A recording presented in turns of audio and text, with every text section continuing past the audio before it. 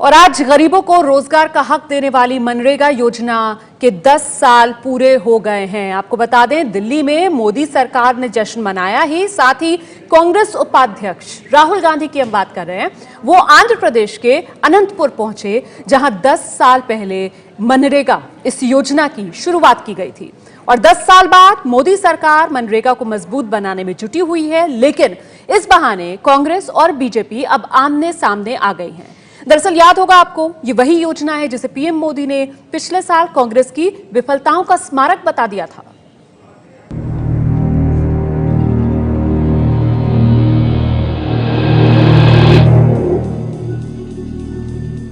कभी कभार ये कहा जाता है कि आप मनरेगा बंद कर देंगे या आपने मनरेगा बंद कर दिया है। मैं इतना तो जरूर विश्वास करता हूं कि आप लोग बाकी विषयों में मेरा क्षमता के विषय में शक होगा, लेकिन एक विषय में आपको जरूर, एक विषय में आप मानते होंगे कि मेरी राजनीतिक सूझबूझ तो है। मेरी राजनीतिक सूझबूझ कहती है कि मनरेगा कभी बंद मत करो। मैं ऐसी गलती नहीं कर सकता हूं क्योंकि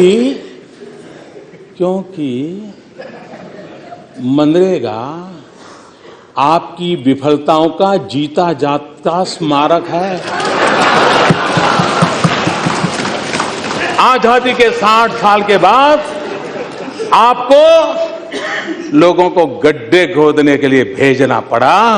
ये आपकी विफलताओं का स्मारक है और मैं गाजे बाजे के साथ इस स्मारक का ढोल पीटता रहूंगा। दुनिया को बताऊंगा कि ये गड्ढे तुम खोद रहे हो, उन 60 साल के पापों का परिणाम है। इसलिए मेरी राजनीतिक सूझबूझ पर आप शक मत कीजिए। मनरेगा रहेगा, आन बान शान के साथ रहेगा और गाजे बाजे के साथ दुनिया में बताया जाएगा।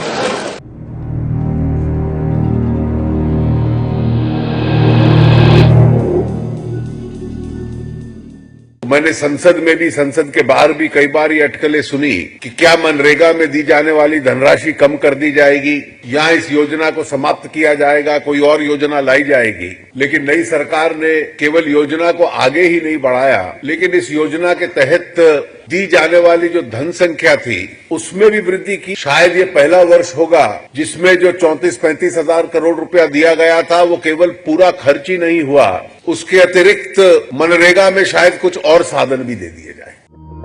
तारीख बदली, तेवर बदले, मोदी सरकार का नजरिया भी बदला।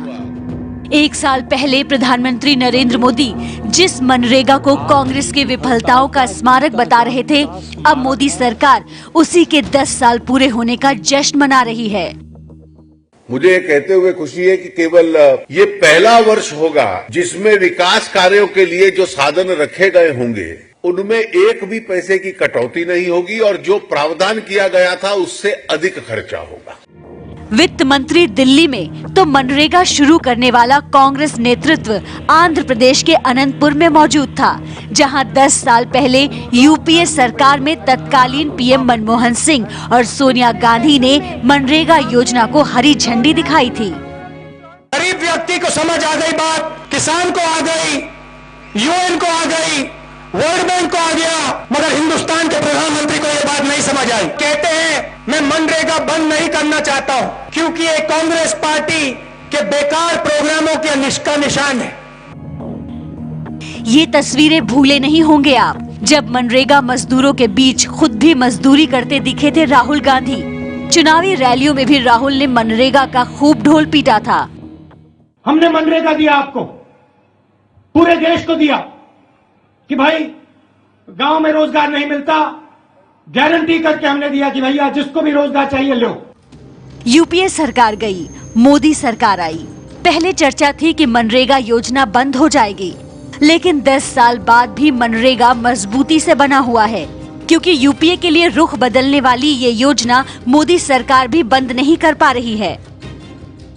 मनरेगा योजना देश के गांवों में रहने वाले लाखों गरीबों को रोजगार की सुरक्षा देने के मकसद से शुरू की गई थी। 10 साल में इस योजना पर 3 लाख करोड़ रुपए से ज्यादा खर्च हो चुके हैं, जिनमें पिछले 5 सालों में 2 लाख करोड़ रुपए खर्च हुए हैं। कुल रकम का 71% मजदूरों के वेतन में खर्च किया जाता है। सरकार का दावा है कि पिछड़े वर्ग के मजदूरों में 17 से 20% की बढ़ोतरी हुई है। मनरेगा यानी महात्मा गांधी राष्ट्रीय रोजगार गारंटी योजना के तहत सालाना 100 दिन के रोजगार की गारंटी दी जाती है। 8 दिन की मजदूरी करने के लिए हर मजदूर को कम से कम 100 रुपए मजदूरी देने का प्रावधान रखा गया। अभी न्यूनतम मजदूरी बिहार में 163 रुपए है, जबकि केरल में सबसे ज्यादा 500 रुपए है। देश के कई राज्यों से मनरेगा में घोटाले और धांधली के मामले भी सामने आते रहे हैं, लेकिन एनडीए सरकार का दावा है कि मनरेगा अपने बेहतरीन दौर में है।